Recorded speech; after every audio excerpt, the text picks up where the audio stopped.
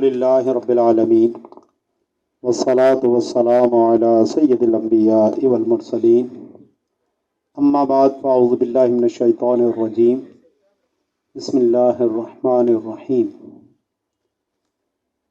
پچھلے درس میں ہم نے زکوٰۃ کی وکالت اور تجارت کی نیت کے جو مسائل تھے ان پر تفصیلی کلام دیکھا تھا۔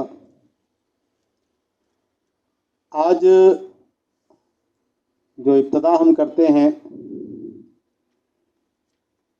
کہ ایک ہوتا ہے عین اور ایک ہوتا ہے دین۔ دین وہ جو کسی کے ذمے پر ہو، اور عین وہ کہ جو مال موجود ہے خارج میں جس کا وجود ہے۔ تو فرماتے ہیں کہ اب اگر دین کی زکوٰۃ عین سے نکالی جائے یا دین کی زکوٰۃ عین سے یا عین کی زکوٰۃ دین سے، یہ کیا صورتیں اس کی بنیں گی؟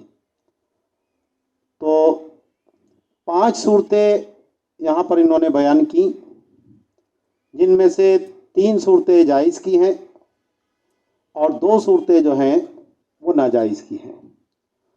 تو فرماتے ہیں کہ وَاعْلَمْ أَنَّ أَدَاءَ الدَّيْنِ عَنِ الدَّيْنِ وَالْعَيْنِ عَنِ الْعَيْنِ وَعَنِ الدَّيْنِ يَجُوزُ، وَأَدَاءُ الدَّيْنِ عَنِ الْعَيْنِ وَعَنْ دَيْنٍ سَيَقْبِضُ لَا يَجُوزُ۔ تو 5 صورتیں یہاں انہوں نے بیان کی۔ پہلی 3 صورتیں بتائیں کہ دین کو ادا کرنا دین کی طرف سے، تو یہ جائز ہے۔ اس کی صورت کہ دین کو دین سے ادا کیا جائے، جو کل ہم نے پیچھے پڑھی تھی کہ کسی فقیر کے اوپر قرضہ تھا، دین تھا، اور اس نے جس کا دین تھا اس نے اس کے اوپر اس کو معاف کر دیا۔ تو جو یہ معافی اس نے دی، اس کو اس مال کی زکوٰۃ ساقط ہو گئی۔ مثلا 1 لاکھ روپیہ زید نے بکر کو دیا ہوا تھا، بکر شریف فقیر تھا۔ اب اس 1 لاکھ روپے پر سال گزر گیا، کتنی زکوٰۃ لازم آئی؟ 2500 روپے۔ تو اس نے اب وہ جو 2500 ہے وہ بھی دین ہی ہے۔ تو اس نے کیا کرا کہ وہ پورا 1 لاکھ روپیہ اس کو معاف کر دیا، ابراء کر دیا۔ تو وہ 1 لاکھ روپیہ بھی ساقط ہو گیا، اور اس کی جو 2500 زکوٰۃ تھی وہ بھی ادا ہو گئی اس کے ضمن میں۔ تو دین سے دین کو ادا کر دیا، یہ جائز ہے۔ دوسری صورت والعین عن العین، یہ پیسے موجود ہیں جناب، مثلا 7.5 تولے یہ سونا ہے، اب اس کی زکوٰۃ دوسرے مال سے ادا کر دی، تو یہ بھی خارج میں موجود ہے، اور جو دوسرا مال ہے وہ بھی خارج میں موجود ہے۔ تو عین کی زکوٰۃ دوسرے عین سے دے دی، کیونکہ یا تو خود اس سونے سے بھی زکوٰۃ دے سکتے ہیں، کسی دوسرے مال سے بھی زکوٰۃ دے سکتے ہیں، دونوں صورتیں جائز ہیں۔ تیسری صورت کہ عین کے ذریعے دین کو ادا کرنا، مثلا یہی 1 لاکھ روپیہ کسی پر قرضہ تھا، 2500 روپے اس پر زکوٰۃ لازم آ گئی، دین ہے وہ بھی، اور اپنے پاس سے اس نے 2500 روپے زکوٰۃ کے ادا کر دیے۔ ابھی وہ وصول نہیں ہوئے، کیونکہ وصول نہیں ہوئے تو ابھی وہ دین ہے، تو اس دین کی زکوٰۃ اس نے عین سے ادا کر دی، یہ بھی جائز ہے۔ ویسے تو ادائیگی لازم تب آتی ہے، دین کی بحث میں انشاءاللہ پڑھیں گے، کہ اگر دین قوی ہے تو خمس پر جب تک قبضہ نہ ہو جائے، اور اگر دین متوسط ہے تو جب تک پورے نصاب کے اوپر قبضہ نہ ہو جائے۔ لیکن اس نے ادائیگی سے پہلے ہی اگر کرنا چاہے تو کر سکتا ہے، تو اس نے اس دین کی زکوٰۃ عین سے ادا کر دی۔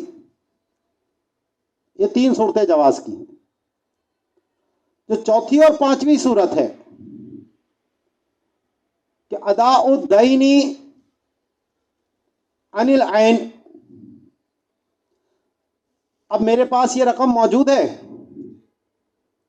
10 لاکھ روپے، اور زید کو میں نے 1 لاکھ روپیہ قرضہ دیا ہوا ہے، اب وہ تنگ دست ہے، دے نہیں سکتا مجھے، تو اب میں یہ چاہوں کہ جناب میرے اس 10 لاکھ روپے کی جو زکوٰۃ ہے وہ میں اس دین سے ادا کر دوں، یعنی وہ جو میرا قرضہ ہے وہ اس زکوٰۃ کی مد میں کٹوتی ہو جائے اس کی، یہ نہیں ہو سکتا، کیونکہ یہ مال عین ہے اور وہ دین ہے، تو اس عین کی طرف سے وہ دین نہیں ہو سکتا، یہ منع ہے۔ اس کا ہیلہ کیا ہے وہ میں نے پچھلے 2-3 دن پہلے جو درس تھا وہ وہاں اس کو بیان کیا تھا، یہاں وہی ہیلہ کتاب میں بھی لکھا ہوا آ رہا ہے۔ اور جو 5ویں صورت ہے وہ عن دین سیقبض، کہ دین کو ایک ایسے دین سے ادا کرنا جس پہ ان قریب وہ قبضہ کرے گا، تو یہ بھی جائز نہیں ہے۔ اس کی صورت یہی ہے کہ زید کے اوپر 1 لاکھ روپیہ قرضہ ہے، اب اس کی زکوٰۃ کتنی ہو گئی؟ 2500 روپے، تو اب وہ یہ چاہتا ہے کہ چلو ایسا کرتا ہوں میں کہ 2500 تمہیں معاف کیے، باقی کے مجھے دے دو پیسے، تو دونوں ہی دین ہیں، تو اس دین کو دین سے ادا کرنا چاہ رہا ہے، اور ایسا دین جس پر عنقریب وہ قبضہ کرے گا، بھائی باقی تو دے دے، تو باقی جو دے دے تو سیقبض ہو گیا یہ، تو یہ بھی جائز نہیں ہے۔ تو 5 صورتیں بنی ہے، جس میں سے 3 جواز کی ہیں اور 2 عدم جواز کی، اور اس میں جواز کا جو ہیلہ ہے کہ وہ فرماتے ہیں وحیلۃ الجواز ان یعطی مدیونہ الفقیر زکاتہ ثم یاخذها عن دینہ، 1 لاکھ روپیہ وہ دے نہیں پا رہا تو اپنے دیگر مال کی زکوٰۃ اس کو دے دی، یہ لو بھائی 1 لاکھ روپیہ، اور اب جب اس نے قبضہ کیا وہ اس کا مالک ہو گیا، اور اس کے بعد اس سے کہیں کہ اچھا میرے جو 1 لاکھ روپے آپ نے دینے تھے وہ اب مجھے واپس کر دیجیے، تو اس کی زکوٰۃ بھی ادا ہو گئی، اس کا قرضہ بھی ادا ہو گیا، دونوں ہی کام ہو گئے۔ وَلَوْ امْتَنَعَ الْمَدْيُونُ، اب اگر وہ منع کرتا ہے بھیا اپنا قرضہ بعد میں لینا، یہ تو آپ نے مجھے زکوٰۃ کے دیے ہیں، یہ تو میرے ہو گئے، اب قرضہ دے دیں گے بعد میں، تو اخذہا، اس سے وہ زبردستی لے سکتا ہے، لِکَوْنِهِ ظَفَرَ بِجِنْسِ حَقِّهِ، کہ وہ اپنے حق کی جنس پر کامیاب ہو گیا ہے، اس پہ غلبہ پا لیا ہے، تو وہ اپنا حق اس سے لے سکتا ہے، اس کی چاہے وہ اجازت نہ بھی دے رہا ہو، ٹھیک ہے۔ فَإِن مَانِعَهُ، اور اب اگر وہ بھی پاورفل آدمی ہے، طاقت میں زیادہ ہے، چل دھکا دے کے اس کو چل میں نہیں دے رہا، تو پھر یہ معاملہ کس کے پاس لے جائے گا؟ قاضی صاحب کے پاس، اگر واقعی کوئی قاضی ہو، آج کل کا دور کی تو بات پہلے ہو چکی ہے، تو اس کا بھی پھر ہیلا ہے، قاضی صاحب تو اب ہے نہیں، انہوں نے تو قاضی صاحب کے پاس جانے کا کہا ہے، تو اس کا ایک طریقہ اور بھی ہے کہ اس کو یہ کہے جو مدیون ہے کہ تم اس فلاں شخص کو وکیل بناؤ کہ وہ تمہاری طرف سے زکوٰۃ پر قبضہ کر لے، اپنے ہی کسی بندے کو بول دو، اپنے بھائی کو، اپنے ملازم کو، جو بھی ہے، کہ بھائی تم اس کو اپنی طرف سے زکوٰۃ وصول کرنے کا وکیل بنا لو، اور پھر اس کو یہ وکالت بھی دے دو کہ جو تمہاری طرف سے قبضہ ہو وہ تمہارا قرضہ ادا کر دے ان پیسوں سے۔ تو اب وہ اپنے ہی بندے کو پیسے دیے، اس نے اس کی طرف سے وکیل بن کر قبضہ کیا، زکوٰۃ ادا ہو گئی، کیونکہ وکیل کا قبضہ موکل کا قبضہ ہے۔ اور اب وہ اسی اپنے ہی بندے سے پیسے کہ اچھا بھائی اب اس کا قرضہ دے دے، وہ اس سے قرضہ لے لے، تو اس بندے کے پاس پیسے گئے بھی نہیں کہ جو اس کو وہ ہڑپ کرنے کی دوبارہ کرتا۔ تو یہ ایک دوسرا طریقہ آ گیا جس میں یہ ڈر آ رہا ہو کہ وہ اس کی پیسے واپس روک سکتا ہے۔ یہ ہیلا جو ہے یہ امام اہل سنت مجدد دین و ملت پروان شمع رسالت امام احمد رضا خان علیہ رحمۃ الرحمان نے فتاوی رضویہ شریف کے اندر بیان فرمایا ہے۔ ٹھیک ہے جی، تو یہ دونوں ہیلے یہاں پر بیان ہو گئے، براہ راست بھی ہو سکتا ہے اور وکالت کے ذریعے بھی ہو سکتا ہے۔ اور ہر وہ جگہ جہاں پر زکوٰۃ براہ راست استعمال نہیں ہو سکتی، جہاں تملیک نہ پائی جائے، ہے تو نیکی کا کام، خیر کا کام، لیکن جو زکوٰۃ کی ہم نے پیچھے تعریف پڑھی تھی کہ فقیر کو مالک بنانا، اس میں وہ تملیک نہیں پائی جا رہی۔ مثال کے طور پر کوئی آدمی مر گیا، اب اس کے پاس پیسے بھی نہیں تھے، کچھ چھوڑ کے نہیں گیا، اس کی تجہیز و تکفین کرنی ہے، مسلمانوں پر فرض کفایہ ہے، اب کوئی پیسہ دینے کو تیار بھی نہیں، تو زکوٰۃ کا مال پھر ہیلا کر کے اس کے لیے استعمال کیا جا سکتا ہے۔ اور اس کا طریقہ یہ ہوگا کہ وہ شخص اپنی زکوٰۃ شریف فقیر کو دے دے، اس کو مالک بنا دے، اور پھر وہ شریف فقیر اپنی طرف سے اس کی تجہیز و تکفین کے لیے یہ رقم ادا کر دے۔ تو ایسی صورت میں اس کو زکوٰۃ دینے کا ثواب، اس کو صدقہ کرنے کا ثواب۔ ٹھیک ہے، بلکہ علامہ طحطاوی نے فرمایا کہ الدال علی الخیر کفاعلہ، تو کیونکہ اس نے زکوٰۃ دی اور اس کا مقصد یہ تھا کہ یہ تجہیز و تکفین میں استعمال ہو، تو یہ خیر کے کام پر اس کی رہنمائی کر رہا ہے۔ فقیر کو دیکھے گا بھائی یہ دیکھ غریب آدمی مرا ہوا ہے، اس کے پاس پیسے نہیں ہے، تو اپنے پیسے دے دے، تو یہ رہنمائی کرنے والا ہوا، اگرچہ کیفیت میں فرق آئے گا ثواب میں، کہ ظاہر ہے کہ جو رہنمائی کرنے والا ہے اس کا ثواب کم ہوگا بمقابلہ اس کے جو عمل کرنے والا ہے۔ لیکن علامہ شامی نے پھر نیچے اس پہ لکھا کہ صدقہ جتنے ہاتھوں سے گزرے گا ان سب کو اس صدقے کا ثواب ملے گا۔ تو گویا اس کو زکوٰۃ دینے کا بھی ثواب ملے گا، اور اس شخص کی تجہیز و تکفین پہ جو صدقہ کیا گیا ہے اس کا ثواب بھی اس کو ملے گا۔ تو فرماتے ہیں وحیلۃ التکفین بہا التصدق علی الفقیر ثم ہوا یکفن فیکون الثواب لہما، کہ اگر زکوٰۃ کے پیسوں سے تکفین کرنا چاہتے ہیں تو اس کا ہیلہ یہ ہے کہ فقیر پر صدقہ کیا جائے، اور پھر وہ فقیر جو ہے وہ اس کو کفن دے دے، تو اب ان دونوں کو اس کا ثواب ملے گا، کیونکہ مردہ آدمی جو ہے وہ اس کی تملیک ہو نہیں سکتی تھی، اس لیے بیچ میں فقیر کو لے کر آئے۔ وقضا فی تعمیر المسجد، ایسے ہی مسجد کی تعمیر براہ راست زکوٰۃ کی رقم سے نہیں ہو سکتی۔ مسجد ہو، مدرسہ ہو، یا اور کوئی اس طرح کا رفع عامہ کا کام ہو، سڑک بنانی ہے، پل بنانا ہے، سرائے بنانی ہے، کنواں کھدوانا ہے، ہر وہ نیکی کا کام جس میں تملیک نہیں ہے،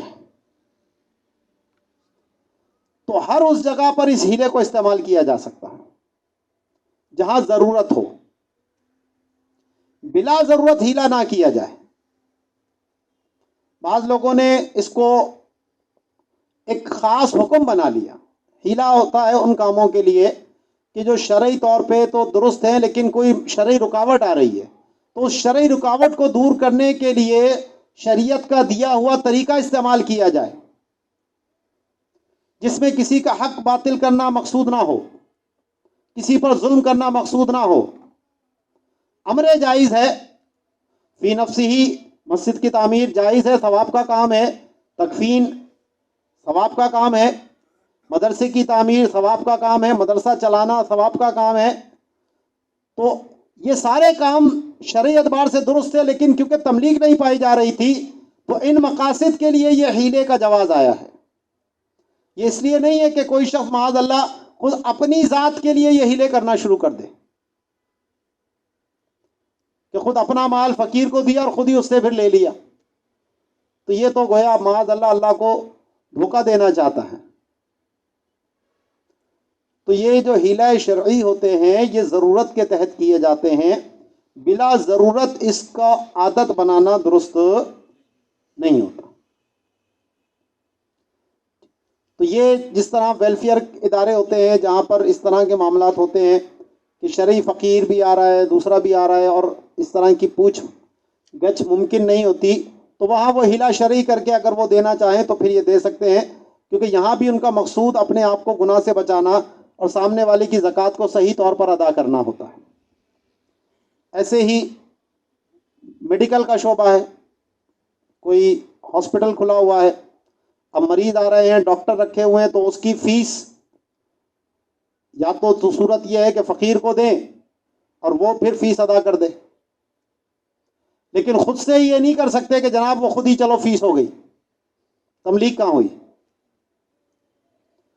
تو اس کی صورت یا تو وہی ہوگی کہ اس مریض سے وکالت نامہ لے لیا جائے زکوٰۃ کی وصولیابی کا کہ آپ ہمیں اپنا وکیل بنائیں، ہم آپ کی طرف سے زکوٰۃ وصول کر لیں، اور پھر دوسری وکالت یہ لیں کہ آپ کا جو علاج ہو ان پیسوں سے ہم آپ کا علاج کر دیں۔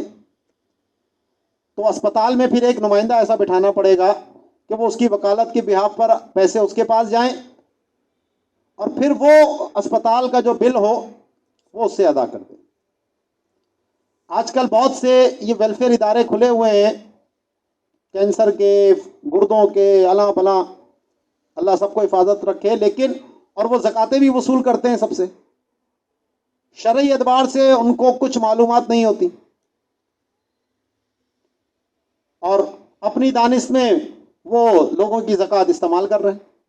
اس سے اسپتال بھی بن رہے ہیں جناب، اسپتال کی مشینری بھی آ رہی ہے، ڈاکٹروں کی فیسیں بھی دی جا رہی ہیں، دوائیاں بھی آ رہی ہیں، ٹیسٹ بھی ہو رہے ہیں، ایکس رے، فلاں ٹیسٹ، یہ ٹیسٹ، سب کچھ وہ ایک ہی کھاتے میں چل رہا ہے سب کچھ۔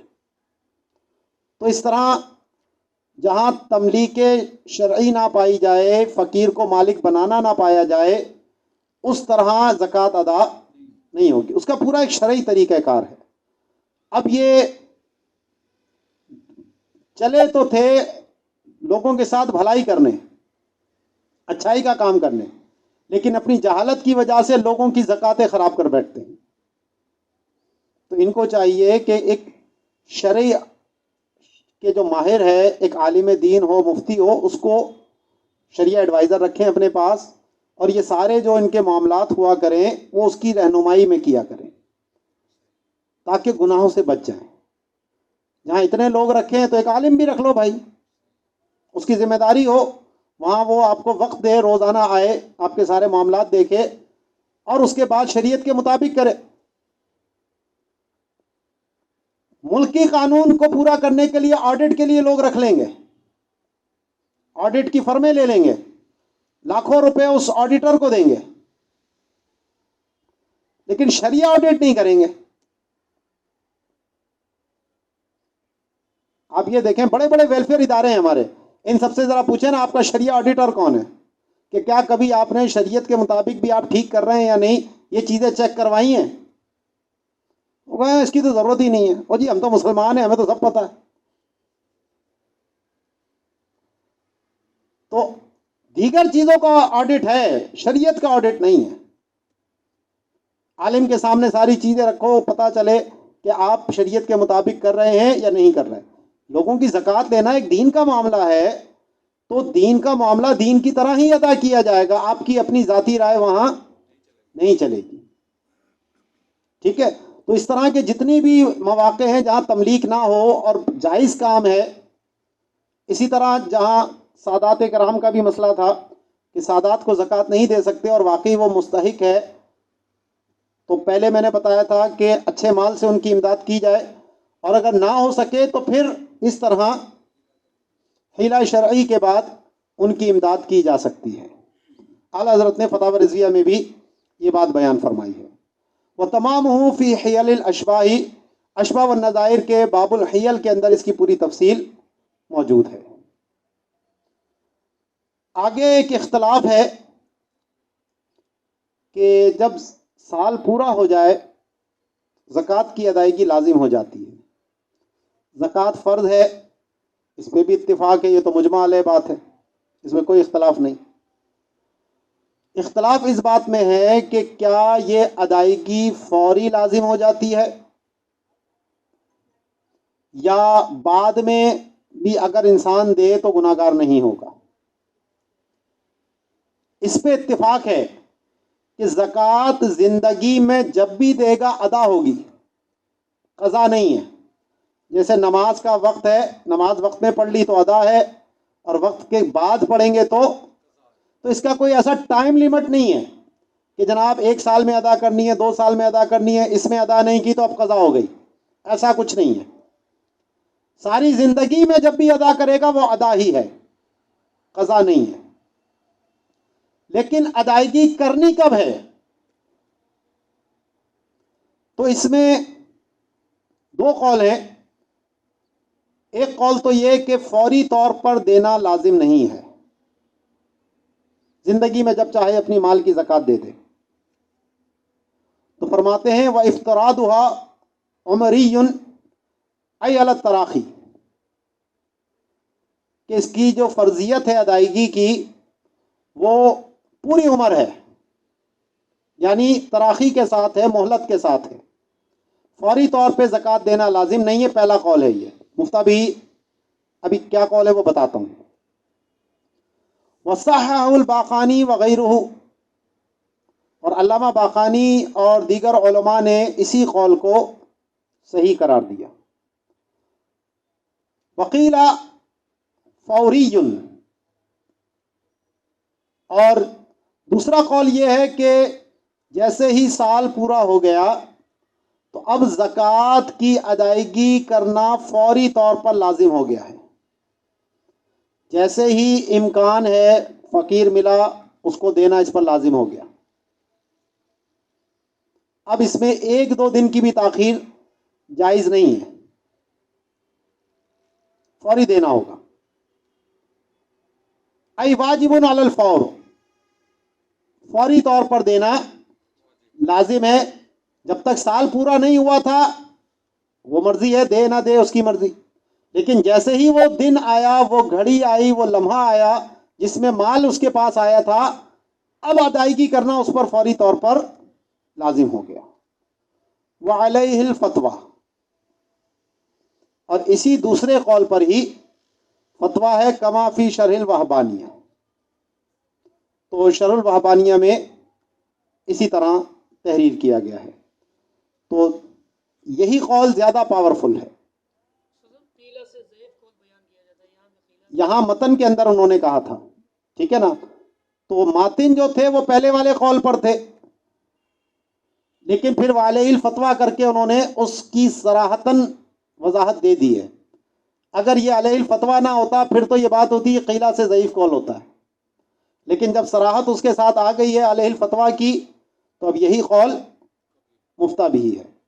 وجہ اس کی یہ ہے کہ دلیل کو اگر ہم دیکھیں اس پہ، ویسے تو جو امر ہوتا ہے وہ مطلق ہوتا ہے، جب تک اس میں وقت کی کوئی پابندی کی صراحت نہ ہو تو اس پہ وقت کی کوئی پابندی نہیں ہوتی. لیکن یہاں قرینہ موجود ہے کہ زکوٰۃ فوری طور پر دینی ہے، کیونکہ زکوٰۃ کس کو دی جائے گی؟ فقیر کو. اور فقیر کو کیوں دی جائے گی؟ تاکہ وہ اپنی حاجت پوری کر سکے. وہ حاجت مند ہے، اس کی حاجت کا لحاظ رکھ کر شریعت نے اس کے لیے زکوٰۃ دینے کا حکم دیا تھا. تو اب حاجت تو اس کو ابھی ہے، اور پیسے مالدار صاحب جو ہیں وہ دبا کے رکھے ہوئے اپنے کہ بھائی 5 سال بعد دوں گا، تو یہ 5 سال تک یہ فقیر بیچارہ کیا کرے گا؟ جب ضرورت ابھی ہے تو دینا بھی ابھی ہوگا نا، تاکہ وہ اپنی حاجت پوری کرے۔ تو اگر اس دلیل کے اعتبار سے دیکھا جائے تو یہ دوسرا والا جو قول ہے یہی طاقتور ہے، اور انفع للفقراء بھی یہی ہے۔ اور زکوٰۃ میں ضابطہ بھی آپ کو پہلے بتایا تھا کہ اگر 2 اقوال ہوں اور اس میں سے ایک میں فقیر کا فائدہ زیادہ ہو تو مفتہ بھی قول بھی وہی ہوتا ہے۔ تو انفع للفقراء بھی یہ ہے کہ بھائی جیسی زکوٰۃ لازم ہو فوراً ان کو دی جائے، تاخیر نہ کی جائے۔ تو اب اس قول کے مطابق جب فوری طور پر زکوٰۃ لازم ہے، اور فوری کا مطلب یہ ہے کہ جیسے ہی اس کے پاس امکان آ گیا ہے زکوٰۃ ادا کرنے کا، پہلی مہلت تھی، تو اب اس کے اوپر زکوٰۃ ادا کرنا لازم ہو گیا۔ اب اگر بلا عذر شرعی تاخیر کرے گا تو فَيَأْثَمُ بِتَأْخِيرِهَا، تو کیا ہوگا؟ گنہگار ہوگا بلا عذر۔ ہاں اب اگر ایسی جگہ موجود ہے جہاں کوئی شریف فقیر ہے ہی نہیں، پیسے موجود ہیں، کوئی لینے والا ہی نہیں، تو اب دیکھ اس کو، تو اب ظاہر ہے کہ یہ تاخیر ہوئی، ایسی جگہ جا رہا ہے جہاں شریف فقیر موجود ہے، وہاں دے دے گا، تو اب جو یہ تاخیر ہے یہ معاف ہے، ٹھیک ہے۔ یا ابھی زکوٰۃ تو ہو گئی ہے، پیسے آنے میں 1 آدھ دن ہے ذرا، اب اس وجہ سے مہلت تاخیر کر رہا ہے کہ بھائی وہ پیسے آ جائیں تو میں دے دوں۔ بات ہے سمن آنا ہے، کسی کو پیسے دیے ہوئے وہاں سے آنے، یا اور اس طرح کی کوئی لین دین کے معاملات ہوتے ہیں، تو اب یہاں اس وجہ سے اگر 1 آدھ دن کی کوئی تاخیر ہو رہی ہے تو پھر گناہگار نہیں ہوگا۔ تو اسی لیے فرمایا بلا عذرن، بغیر عذر کے تاخیر کرے گا تو گناہگار ہوگا۔ وَتُرَدُّ شَهَادَتُهُ، ابھی بتاتے ہیں۔ وَتُرَدُّ شَهَادَتُهُ، اور اس کی گواہی رد کر دی جائے گی۔ یعنی جو شخص زکوٰۃ میں تاخیر کرتا ہے اور قاضی کے پاس کسی معاملے میں گواہی دینے گیا، اور وہاں قاضی کے سامنے یہ ثابت ہو گیا کہ جناب یہ تو وہ شخص ہے کہ جو اپنے مال کی زکوٰۃ دینے میں اس نے تاخیر کی ہے، واجب ہو گئی ہے پھر بھی نہیں دے رہا، تو اس کی بنیاد پر قاضی اس کی گواہی کو رد کر دے گا، کیونکہ یہ فاسق ہو گیا اس کے نزدیک، اس کی گواہی قابل قبول نہیں ہے۔ اچھا، فوری کے اندر 2 قول تھے، ایک تو یہ کہ جیسے ہی ہوا فوراً ادا کرے، دوسرا یہ کہ اگلا سال آنے سے پہلے پہلے تک ادا کر دیں۔ اگلا سال آنے تک کا اگر انتظار کیا تو پھر گناہگار ہو جائے گا۔ اعلیٰ حضرت علیہ رحمہ نے ان دونوں اقوال کے اوپر کلام کیا اور فرمایا کہ دلیل کے اعتبار سے یہ پہلا والا قول ہی درست ہے، یعنی فوری دینے کا، کیونکہ یہ کہنا کہ جناب 1 سال سے پہلے پہلے تک دے دے، یعنی 9 مہینے 10 مہینے تک تاخیر کر رہا ہے، تو یہ فوری کہاں رہا؟ یہ بھی فوری، تو یہ تفسیر نہ ہوا، یہ تو تغییر ہو گیا۔ فوریت کی تفسیر کہاں ہوئی ہے؟ یہ تو اس میں تبدیلی لے کر آ گئے۔ اور دلیل کا تقاضا بھی یہ تھا کہ جب فقیر کی حاجت ابھی ہے، آپ اس کو کہیں 9 مہینے بعد آنا، اگلا سال ہونے سے پہلے پہلے دوں گا، تو بات تو وہیں کی وہیں کھڑی رہ گئی۔ تو 5 سال بعد دیں یا 9 مہینے بعد دیں، جب ضرورت ابھی ہے تو ابھی دیا جائے گا اس کو۔ لیکن اعلیٰ حضرت نے اس میں تطبیق یہ دی کہ چونکہ اس کا وجوب جو ہے وہ ظنی دلیل سے ہے، اختلاف ہے نا، بعض نے کہا مؤخر کر کے بھی دے سکتا ہے، بعض نے کہا فوری دے گا، تو اختلاف قطعیت میں تو نہیں ہوگا، ظنیت میں آیا، تو یہ دلیل ظنی سے ثابت ہے۔ اور جب دلیل ظنی سے ثابت ہے تو اب اگر کسی نے زکوٰۃ مثلاً 1 محرم کو فرض ہو گئی اس پر، اس نے 20-25 دن کی تاخیر کر دی. تو فرمایا یہ جو تاخیر ہوئی ہے یہ گناہ صغیرہ ہے، اور صغیرہ کبیرہ ہوتا ہے اصرار سے. تو 1 یا 2 دن کی تاخیر سے ابھی اس کو کبیرہ نہیں کہا جائے گا، اس پہ اصرار نہیں ہے ابھی. تو یہ جو 1 سال سے پہلے دینے کی جو بات کہی ہے کہ اگر 1 سال تک اس نے تاخیر کی تو یہ اصرار مانا جائے گا، اور اب یہ مردود الشہادت ہو جائے گا. گناہگار تو 1 دن کی تاخیر میں بھی ہوگا، لیکن مردود الشہادہ جو ہے وہ 1 سال تک اگر اس نے مؤخر کر کے رکھا تو اس صورت میں مردود الشہادہ ہوگا. یہ اس طرح اعلیٰ حضرت نے دونوں قولوں میں تطبیق فرمائی.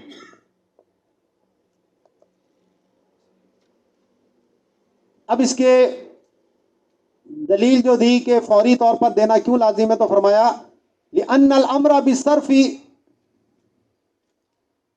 الى الفقیر معه قرینۃ الفور وهي انه لدفع حاجته وهي معجلۃ فمتى لم تجب على الفور لم يحصل المقصود من الایجاب على وجه التمام وتمامه في الفتح. فرماتے ہیں کہ جناب یہاں پر جب فقیر کو دینے کا حکم دیا گیا ہے تو اس کے ساتھ فوریت کا یہ قرینہ موجود ہے. فقراء کو دو زکوٰۃ، یہ تو حکم آ گیا، تو اب ابھی دو یا تاخیر سے دو. تو اگر فوریت کا قرینہ نہ ہو تو دونوں ہو سکتے تھے، لیکن فرماتے ہیں یہاں اس کے ساتھ فوریت کا قرینہ، فوری دینے کا قرینہ موجود ہے. اور وہ قرینہ کیا ہے کہ زکوٰۃ جو تھی وہ اس کی حاجت دور کرنے کے لیے تھی، اور حاجت تو ابھی معجلہ ہے، فوری طور پر موجود ہے. تو اگر فوری زکوٰۃ واجب نہ کی جائے تو اس زکوٰۃ کو جو واجب کرنے کا مقصود تھا وہ مکمل طور پر حاصل نہیں ہوگا.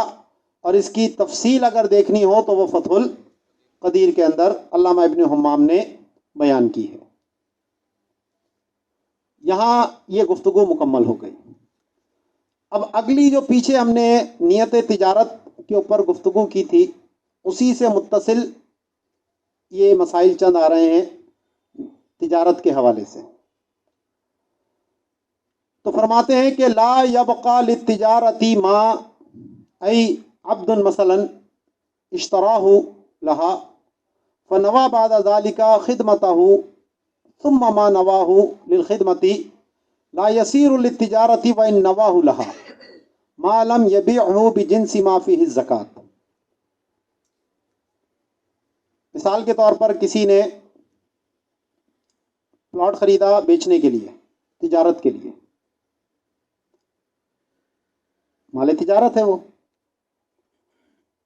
پھر اس کی نیت ہو گئی کہ یار بیچتے نہیں ہیں اس کو، اس پہ گھر بنا لیتے ہیں رہائش کے لیے. تو جیسے ہی اس نے یہ نیت کی کہ اب بیچتے نہیں ہیں، اس پہ ہم اپنا گھر بنائیں گے، اب یہ مال تجارت نہ رہا، اب یہ مال تجارت نہیں ہے. پھر کچھ دن بعد ہو گیا، ارے یار ابھی تو بنانے کے پیسے ویسے اتنا خرچہ ہے، اتنی بکھیڑا پڑے گا، یوں ہوگا وہ، اس کو بیچ ہی دیتے ہیں. تو ابھی یہ جو اس نے دوبارہ بیچنے کی نیت کی ہے، اس سے یہ مال تجارت نہیں ہوا. یہ مال تجارت اب بنے گا کہ جب اس کو بالفعل بیچ دے. اور اب وہ بیچنا اگر سمن روپے پیسے، چاندی سے، سونے سے ہے تو وہ تو ویسے ہی مال اس میں آ جاتے ہیں. اور اگر کسی ارض سے بیچے گا، کسی سامان سے بیچے گا، تو اس میں اب جو وہ سامان اس نے خریدا ہے اس پلاٹ کے بدلے میں، مثلا دوسرا پلاٹ خریدا، یہ پلاٹ بیچ دیا، اور تجارت کی نیت بعد میں کر لی تھی کہ یار چلو بناتے نہیں ہیں بیچیں گے، تو ابھی یہ تو زکوٰۃ کا نہیں ہے، لیکن اب اس کے ذریعے جو دوسرا پلاٹ لیا اس نے وہ مال تجارت ہو جائے گا اگر اس کو تجارت کی نیت سے بیچا تھا. بات سمجھ آئی؟ پیچھے ہم نے پڑھا تھا کہ مال تجارت تب ہوگا جب 3 چیزوں میں سے کوئی ایک عقد ہو، بیع ہو اجارہ ہو یا استقراض ہو. ٹھیک ہے نا, یہ پچھلے درس میں نے بتایا تھا. تو ان تین کے اندر وہ مال تجارت کی نیت ہو سکتی ہے. اگر کسی ایسے جس میں عقد ہی نہیں ہے, یا عقد ہے لیکن مال کا تبادلہ نہیں ہے, تو اس میں نیت بھی کرے تو بھی مال تجارت نہیں ہوتا. یہاں فرق یہ بتایا ہے کہ کوئی بھی چیز مال تجارت سے غیر تجارت محض نیت کرنے سے ہو جاتی ہے. کوئی بھی تجارت والی چیز محض یہ نیت کی کہ اس کی تجارت ختم کر رہا ہوں, میں اس کو اپنے ذاتی استعمال میں لوں گا, کچھ اور کروں گا, بیچوں گا نہیں, تو وہ مال تجارت سے نکل گیا. لیکن دوبارہ مال تجارت کے لیے صرف نیت کرنے سے وہ مال تجارت نہیں ہوگا, جب تک کہ بالفعل وہ کام نہ کرے. اس کی نظیر جو ہے وہ سفر اور اقامت ہے. آپ شہر میں ہیں, سفر کا ارادہ کیا تو محض ارادہ کرنے سے مسافر نہیں ہوتے جب تک آپ سفر شروع کر کے شہر کی آبادی سے باہر نہ نکل جائیں. محض نیت کرنے سے سفر نہیں ہے, سفر ایک فعل ہے. لیکن آپ پہنچے حیدرآباد مثال کے طور پر, وہاں جا کر آپ نے 15 دن رہنے کی نیت کر لی. محض نیت کرنے سے ہی آپ مقیم ہو گئے. حتیٰ کہ اگر نماز پڑھ رہے تھے, نماز کے دوران ہی آپ نے اقامت کی نیت کر لی, تو وہ جو 2 فرض تھے وہ 4 میں تبدیل ہو گئے. ٹھیک ہے, تو وہ ترک فعل کا نام تھا, اقامت ترک سفر کا نام تھا. تو ترک محض نیت سے ہو جاتا ہے, لیکن عمل کرنے سے ہوگا.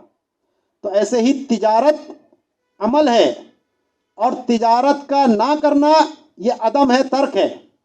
تو اس لیے یہ محض نیت کرنے سے ہی وہ مال تجارت سے نکل جائے گا. اور تجارت کرنا یہ ایک عمل ہے, تو جب تک بالفعل اب تجارت نہیں کرے گا اس وقت تک یہ مال تجارت نہیں بنے گا. اس کی اور بھی نظیریں ہیں. روزہ توڑنے کا قصد کیا تو روزہ ٹوٹ جاتا ہے جب تک کہ بالفعل نہ کھائیں. ٹھیک ہے, اور روزہ نیت کی, اس نے کھانا پینا چھوڑا ہے, محض نیت کرنے سے ہی روزہ ہو گیا. ٹھیک ہے, اور بھی اس کی کئی نظیریں علامہ شامی نے 5 نظیریں اس کی نیچے بیان کی ہیں. تو مسئلہ سمجھ آ گیا. تو فرماتے ہیں کہ وہ مال تجارت کے طور پر باقی نہیں رہے گا. وہ چیز مثال دی انہوں نے غلام کی, کہ غلام خریدا تھا, اشتراہ لہا زکوٰۃ کی نیت سے, تجارت کی نیت سے, کہ یہ غلام میں خرید رہا ہوں. غلام کی جگہ آپ بکری لگا دیں, گائے لگا دیں. بقرعید کے لیے قربانی کی جانور خرید کے لایا, یہ بیچوں گا, نفع کماؤں گا. فنوا بعد ذالک خدمتہ, اس وقت تک مال تجارت ہو گیا تھا. وہ بعد میں اس کی نیت تبدیل ہو جاتی ہے, کہتا ہے یار اس کو گھر پہ رکھ لیتا ہوں خدمت کے لیے. یہاں میری مثال میں آپ گائے رکھ لیں کہ چلو گھر پہ ہی ہم خود قربانی کر دیں گے اس کی, اب وہ مال تجارت ختم ہو گیا. ثم ما نواه للخدمتی, پھر جو اس نے خدمت کے لیے اس کی نیت کی تھی, لا یسیر للتجارتی, اب یہ مال تجارت نہیں ہوگا. اب اسی مثال کے اندر پھر نیت بدل گئی, ارے یار اس کو بیچ دیتے ہیں, کوئی دوسرا بچڑا لے لیں گے, تو ابھی یہ مال تجارت نہیں ہوا. وَإِن نَوَاهُ لَهَا, اگرچہ وہ تجارت کی نیت کیوں نہ کر لے, مَا لَمْ يَبِعْهُ, جب تک وہ اس کو آگے فروخت نہ کرے, بِجِنْسِ مَا فِيهِ الزَّكَاةُ, ایسی چیز کے ساتھ بیچے جس کے اندر زکوٰۃ لازم آتی ہے, اور وہ ثمن ہے یا عروض ہیں, ان میں مال تجارت کی نیت ہو سکتی ہے. تو اب اگر بیوی کو مہر کے بدلے میں دے دیا وہ غلام, یا بدلے خلا میں دے دیا, یا قتل عمد کے صلح میں دے دیا, تو ان سب کے اندر پھر بھی زکوٰۃ لازم نہیں آئے گی. ٹھیک ہے. آگے فرماتے ہیں والفرق، کہ نیت کرنے سے تو وہ مال تجارت سے نکل رہا تھا، لیکن دوبارہ تجارت نہیں بن رہا نیت کرنے سے. تو ان میں فرق کیا ہے؟ تو فرماتے ان التجارت عمل فلا تتم بمجرد النیت. تو یہ ایک عمل ہے جو محض نیت سے مکمل نہیں ہوتا. بخلاف الاولی، برخلاف پہلی صورت کے یعنی عدم تجارت. فإنه ترک العمل، کیونکہ یہ عمل کو چھوڑنے کا نام تھا. فیتم بها، تو یہ محض نیت سے مکمل ہو جاتا ہے. وما اشتراہ لہا، جو تجارت کے لیے خریدا گیا ہے، کانا لہا، تو وہ مال تجارت ہوگا. لمقارنۃ النیت لعقد التجارتی، کیونکہ عقد تجارت کے ساتھ اس تجارت کی نیت ملی ہوئی ہے. اور عقد تجارت تین ہی تھے جو میں نے آپ کو بتائے تھے. ٹھیک ہے نا. لا ما ورثہ ونواہ لہا، اب اگر بغیر عقد کے وہ چیز ملکیت میں آ رہی ہے اور یہاں زکوٰۃ کی اور تجارت کی نیت بھی کر لے تو بھی وہ مال تجارت نہیں بنتا. جیسا کہ مال وراثت، مورث کا انتقال ہو گیا، اب جو مال وراثت میں ملا وہ نیت کرتا ہے میں اس کو بیچ کر نفع کماؤں گا، اس کو بیچوں گا میں، تو یہ مال تجارت نہیں ہے. کیوں؟ لعدم العقد، کیونکہ یہاں کوئی عقد ہے ہی نہیں، یہ تو مال وراثت میں ملا ہے. الا اذا تصرف فیہ ای ناویا فتجب الزکوٰۃ، ہاں اگر وہ بالفعل اس کو بیچتا ہے اور اس بیچتے وقت جو بدل اس کو مل رہا ہے اس میں تجارت کی نیت کرتا ہے تو وہ مال تجارت بنے گا. جو وراثت میں مال ملا تھا، جو روپے پیسے سونا چاندی کے علاوہ ہے، اس کی بات ہو رہی ہے، عروض کی بات ہو رہی ہے، تو وہ مال تجارت نہیں ہے. کیوں؟ لاقتران النیت بالعمل، کہ یہاں جب اس نے تصرف کیا اس میں، اس کو یعنی بے کی ہے، تو اب یہاں عمل جو ہے وہ نیت کے ساتھ ملا ہوا ہے. الا الذهب والفضة والصائمہ، ہاں اگر مال وراثت میں یہ تین چیزیں ہیں، سونا چاندی یعنی کیش، روپیہ پیسہ ڈالر والر سب اسی میں آ گئے، یہ تو ویسے ہی ثمنیت ہے. دوسرا صائمہ، کہ جو مویشی پالے ہوئے تھے، چرائی کے اوپر گئے ہوئے تھے، مورث کا انتقال ہو گیا، یہ اس کے پاس وراثت میں اس کو ملے، تو یہ مال وراثت، یہ مال تجارت، اس پہ زکوٰۃ لازم ہوگی صائمہ ہونے کی وجہ سے.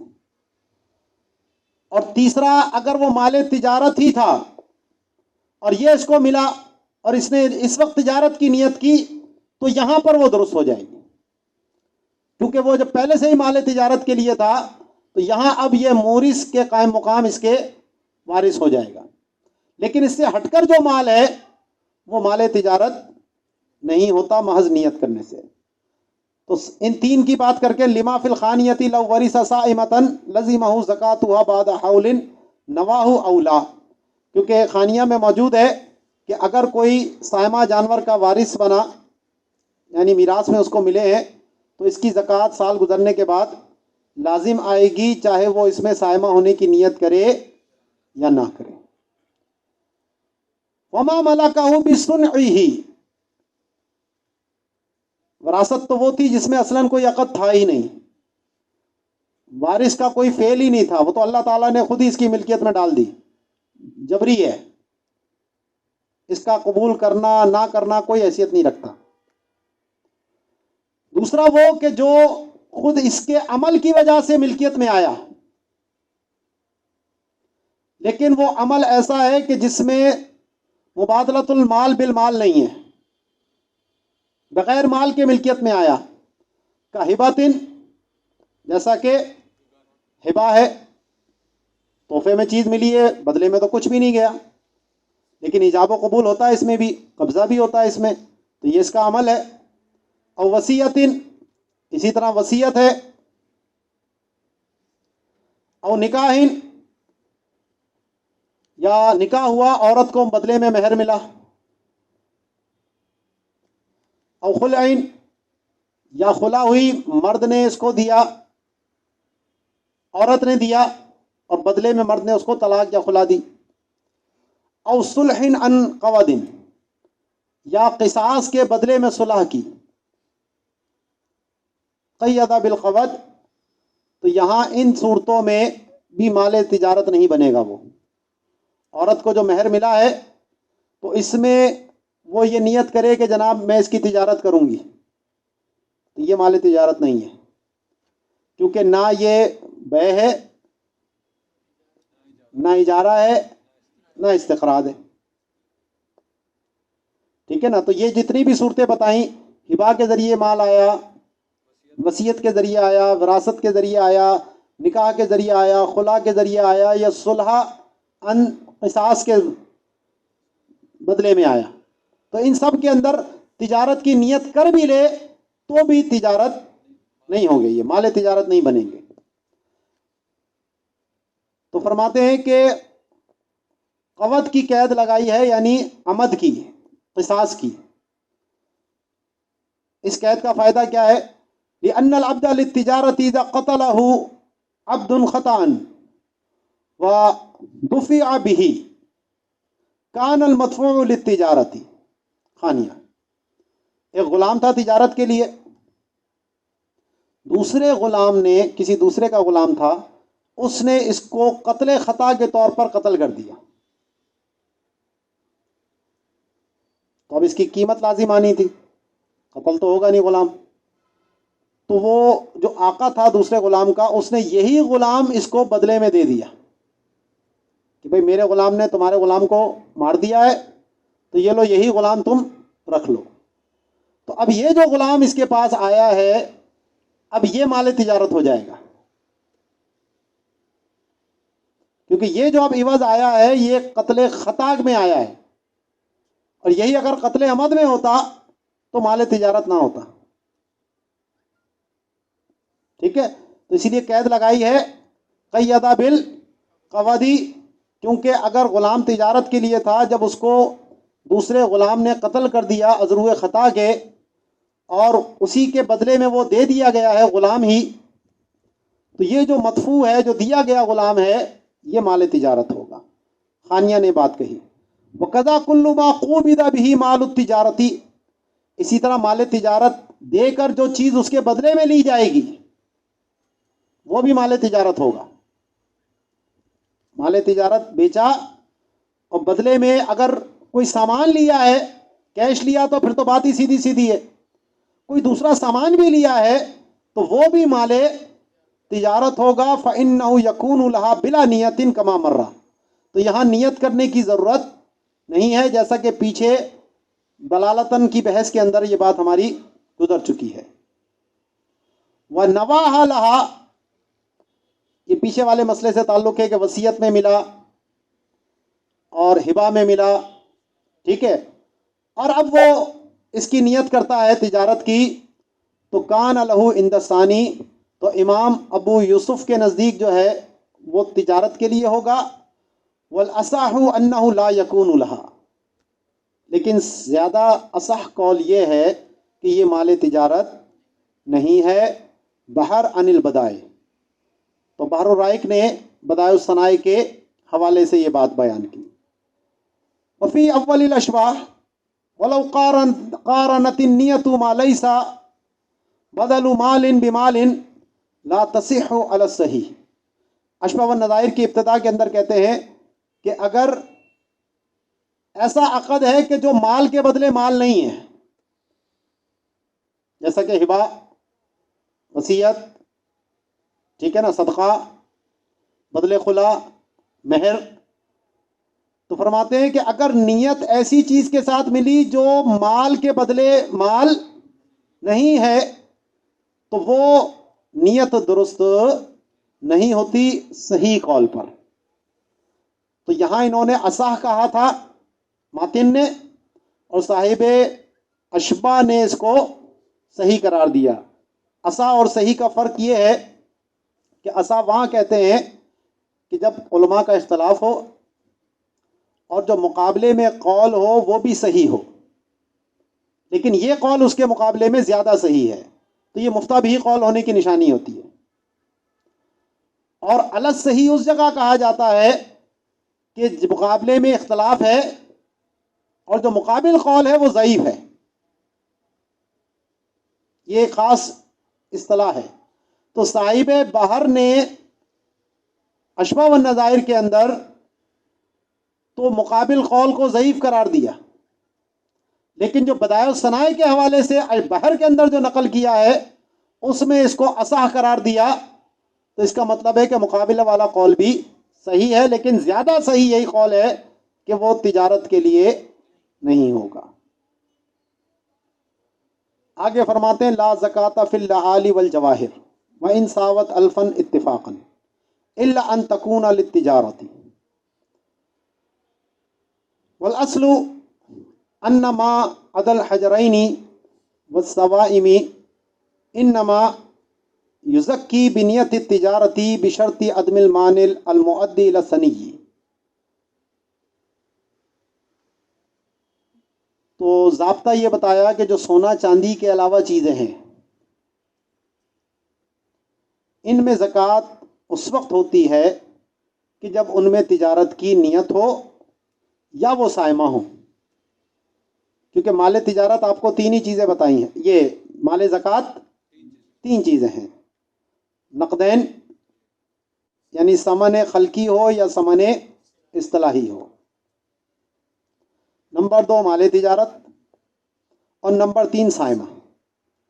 اب اگر کسی کے پاس ہیرے جواہرات ہیں، قیمتی موتی ہیں، اور اس نے تجارت کی نیت نہیں کی ہے، بھلے کروڑوں روپے کے ہوں، ان میں کوئی زکوٰۃ لازم نہیں، کیونکہ نہ یہ سونا چاندی ہیں، نہ مال تجارت ہیں، نہ صائمہ ہے۔ ہاں اگر کوئی اس کا تجارت کرتا ہے، جوہری وغیرہ جن کا کام ہی یہ قیمتی پتھر بیچنا ہے، یا ہیرے کے جو بیوپاری ہیں ان کا کام ہی یہ ہے بیچنا، تو ان کے اوپر زکوٰۃ ہوگی۔ ٹھیک ہے، تو فرماتے ہیں کہ لعالی یعنی موتیوں میں لولو کی جمع، اور جواہر جوہر کی جمع قیمتی پتھر وغیرہ، تو ان میں کوئی زکوٰۃ لازم نہیں آتی، اگرچہ یہ ہزاروں کے برابر ہوں، اس پہ سب کا اتفاق ہے، الا ان تکون للتجارتی، مگر یہ کہ وہ تجارت کے لیے ہوں۔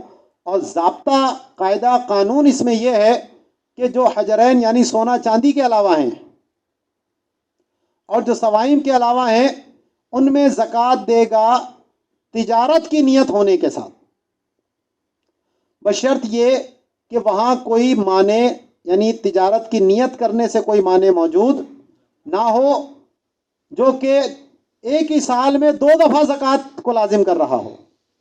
جیسا کہ عشری زمین میں ہم نے دیکھا تھا کہ عشر سے دے دیا، اب جو چیز حاصل ہوئی ہے اس میں مال تجارت کی نیت بھی کرے گا تو وہ نیت درست نہیں ہوگی۔ وشرط مقارنتها لعقد التجارت، اور اس نیت کا عقد تجارت کے ساتھ متصل ہونا شرط ہے۔ تجارت کی نیت کا عقد تجارت کے ساتھ متصل ہونا یہ شرط ہے، اور عقد تجارت کیا ہے اس کی تفسیر آگے خود کرتے ہیں، پیچھے بھی میں آپ کو بتا چکا ہوں۔ وَهُوَ كَسَبُ الْمَالِ بِالْمَالِ بِعَقْدِ شِرَاءٍ او اجارت او استقراض، یہی 3 چیزیں آپ کو بتائی تھی میں نے۔ ٹھیک ہے جی، تو عقد تجارت کیا ہے؟ وہ مال کو مال کے بدلے میں کمانا ایک ایسے عقد کے ساتھ جو بیع کا عقد ہو یا اجارہ ہو یا پھر استقراض یعنی قرضہ لینا ہو۔ وَلَوْ نَوَى التِّجَارَةَ بَعْدَ الْعَقْدِ، جس وقت خریدا اس وقت تو تجارت کی نیت نہیں تھی، بعد میں نیت کرتا ہے کہ چلو اس کو بیچ کے نفع کما لیتے ہیں، او اشترى شيئا للقنیتی، یا کوئی چیز رکھنے کے لیے خریدی، انہ ان وجد ربحا باعہ، کہ چلو اگر کوئی نفع مل گیا تو بیچ دیں گے. لوگ ہوتا ہے نا وہ پلاٹ ولاٹ لے کے رکھ لیے کہ چل بھائی ٹھیک ہے کوئی وقت آئے گا تو بیچ دیں گے ورنہ پڑے ہوئے یہ، تو لا زکوٰۃ علیہ.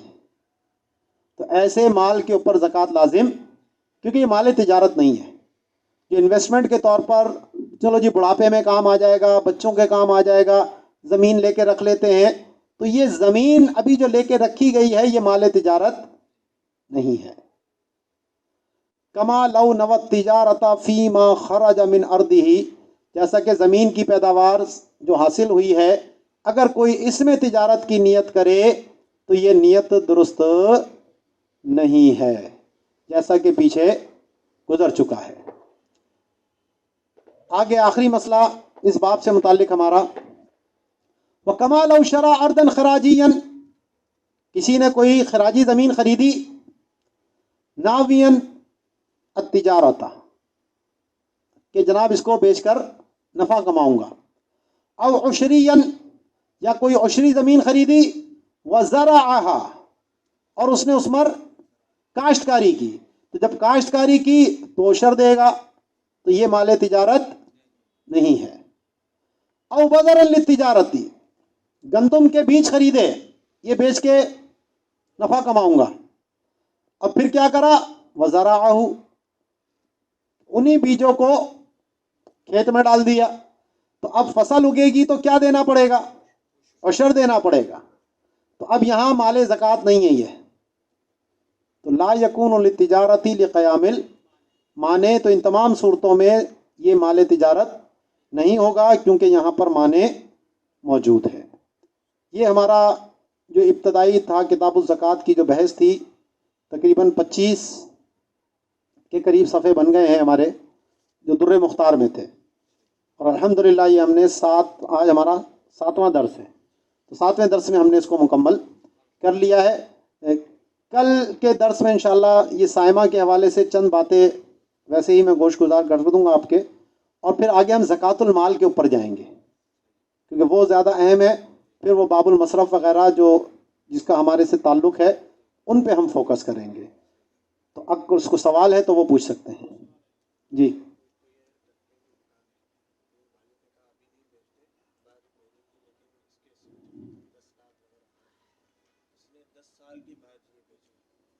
ابھی بتایا نا کہ جو وراثت میں مال ملے وہ مال تجارت نہیں ہوتا، تو اب وہ تجارت کی نیت کریں بھی تو نہیں ہوتا.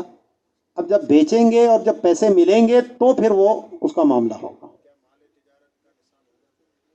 مال تجارت کا بالکل نصاب ہے جو زکوٰۃ المال میں انشاءاللہ اس کو تفصیل کے ساتھ ہم بیان کریں گے. جی جی جی قتل خطا میں جو ہے وہ اصلاً مال لازم ہوتا ہے، اور قتل عمد کے اندر مال لازم نہیں ہوتا، وہ جان کے بدلے جان ہوتی ہے. تو وہاں پر جو قتل خطا میں آیا وہ تو مال کے بدلے مال آیا ہے کیونکہ وہاں مال ہی لازم ہوا تھا، اور یہاں پر کیونکہ جان تھی اور جان مال نہیں ہے، تو اس وجہ سے یہاں پر وہ تجارت کی نیت درست نہیں ہوگی.